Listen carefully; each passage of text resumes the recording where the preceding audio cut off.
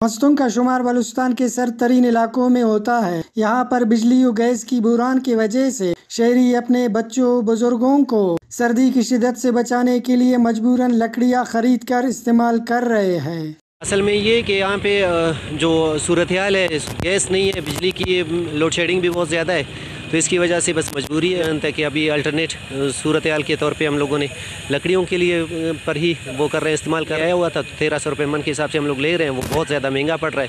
بہت ہی بنیادی اور بہت اہم ایک ایشو ہے، جو گلوبل وارمنگ سسٹم ہے، جو کلائمیٹ چینج کی جو مسئلے آ رہے ہیں، وہ اصل میں بنیادی طور پر اسی وجہ سے آ رہا ہے۔ اگر تو گورنمنٹ ان چیزوں کو دیکھے، اگر ایک طرف سے کاٹ رہے ہیں، دوسری طرف سے اگر فارسٹیشن ہوگی، اگر وہاں پہ وہ لوگ واپس پلانٹس بھی لگانا شروع کریں گے تو شاید اسے غلط امپیکٹ نہ پڑے۔ ادروائز یقینی سی بات ہے کہ جو جنگلات ختم ہو رہے ہیں، اس سے بھی ہمارے گلوبل وارمنگ بہت زیادہ خطرے کی نشانی ہے، وہ بھی بہت زیادہ نقصان ہو رہا ہے، اور بہت زیادہ اس پہ دیکھنے کی ضرورت ہے کہ جو لکڑیاں لوگ لا رہے ہیں وہ جنگلات کے نہیں ہونے چاہیے۔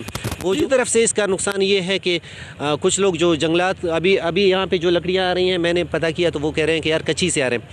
اب کچھی سے سبی کا جو بیلٹ ہے وہاں پہ اگر آ رہے ہیں تو یقینی سی بات ہے کہ وہ جنگلات کو نقصان ہو رہا ہے۔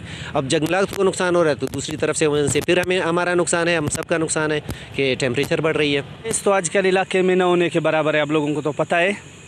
تو لکڑیاں بھی بہت مہنگے ہو چکے ہیں، لیکن غریب لوگ پریشان ہیں، ہم لوگ کیسے کریں؟ ہم لوگ بھی اس کو پورا نہیں کر سکتے کیونکہ مہنگائی بہت ہے، تو لوگ آتے پریشانی کا اظہار کرتے۔ لکڑی تو ہم لاتے کچھی سے بھی، اپنا علاقے میں بھی آج کل پانی نہیں ہے، بجلی نہیں ہے، اس کی وجہ سے درخت خشک ہو رہے ہیں، اس علاقے سے بھی لوگ لے کے آتے ہیں۔ ہم تو 1200 روپے من بیچتے ہیں، لیکن ہمارے پاس لکڑیاں بھی لیتے ہیں، پھر بھی روتے ہیں، بولتے ہیں ہم پورا ہی نہیں کرتے، حالت یہی ہے، روزگار نہیں ہے لوگوں کو، اوپر سے گیس نہیں ہے، تو یہی حالت ہوگا۔